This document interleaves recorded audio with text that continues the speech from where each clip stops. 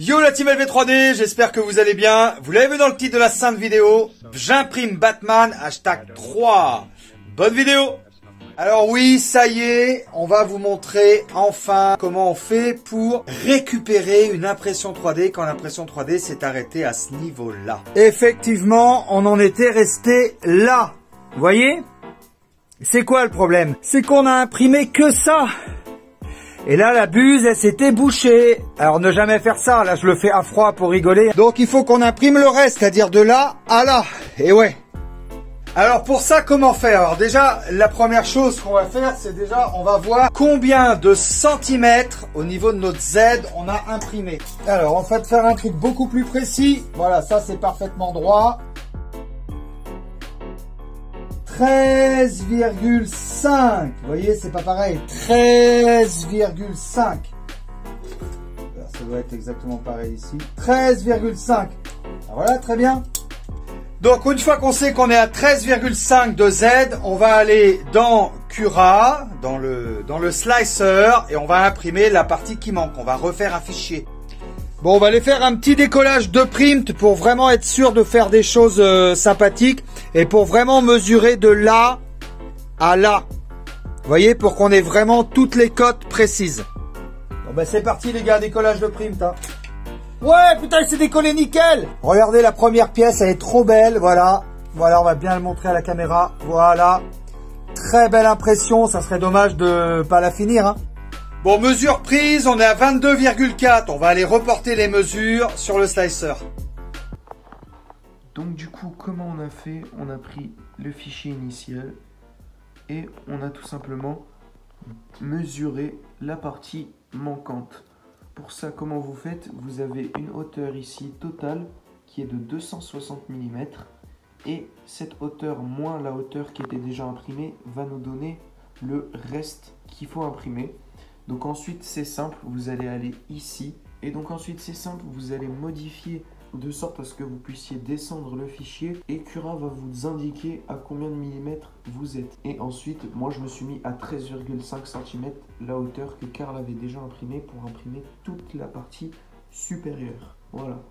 Et donc là ça va nous donner notre total qui est de 11h13 minutes pour 128 grammes de filament. Donc du coup pour les paramètres d'impression on a pris exactement les mêmes pour ne pas faire de trop gros écarts. On a juste réduit un peu le remplissage pour que ça aille plus vite et sinon bah écoutez on a mis exactement les mêmes paramètres donc normalement il n'y aura aucune différence de qualité. Voilà, l'impression est relancée. Clairement maintenant, c'est une question de patience. Patience, patience. Comme souvent dans l'impression 3D, hein, beaucoup de réglages. Un peu de douceur. Il faut être doux avec la mécanique. Bah oui, il faut jamais forcer en mécanique. Et là, quand c'est parti, bah c'est parti.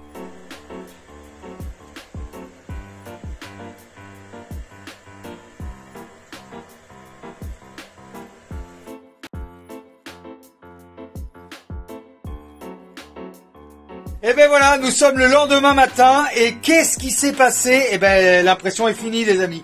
Regardez, c'est juste incroyable.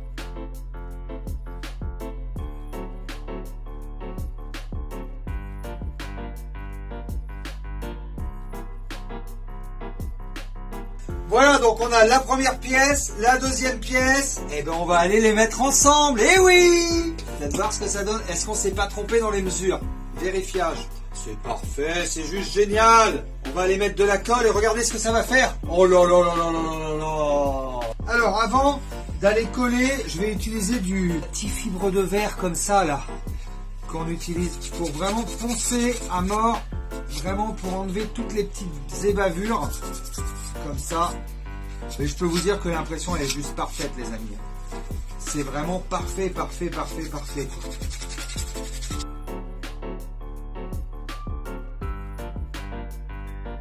Voilà, c'est parfait, c'est parfait. On va aller chercher de la colle et puis le tour est joué. Moi j'utilise de la petite colle comme ça, cyanolite, de la petite super glue. Il y a plein de sortes de colle. Hein.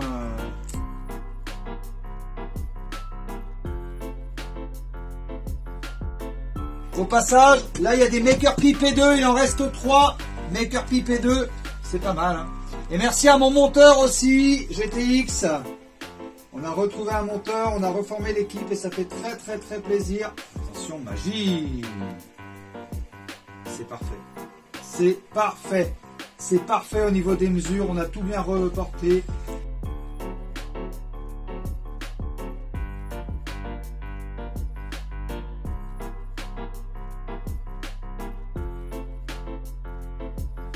Voilà la team LV3D, on se retrouve à la fin de cette vidéo. Et chose promise, chose due, je vous fais gagner ce Batman. Mais même pas ce Batman là qui a été collé. Je vous fais gagner un Batman en entier puisque je suis en train d'en imprimer un autre. Batman qui a une valeur marchande, hein, à peu près de 70 €. Donc faut quand même se rendre compte que c'est un truc de malade. Je vous le donne, je vous le fais gagner, je vous l'offre. Tout simplement, il suffit de juste dans les commentaires de marquer hashtag LV3D. Tirage au sort le 6 mars pour mon anniversaire.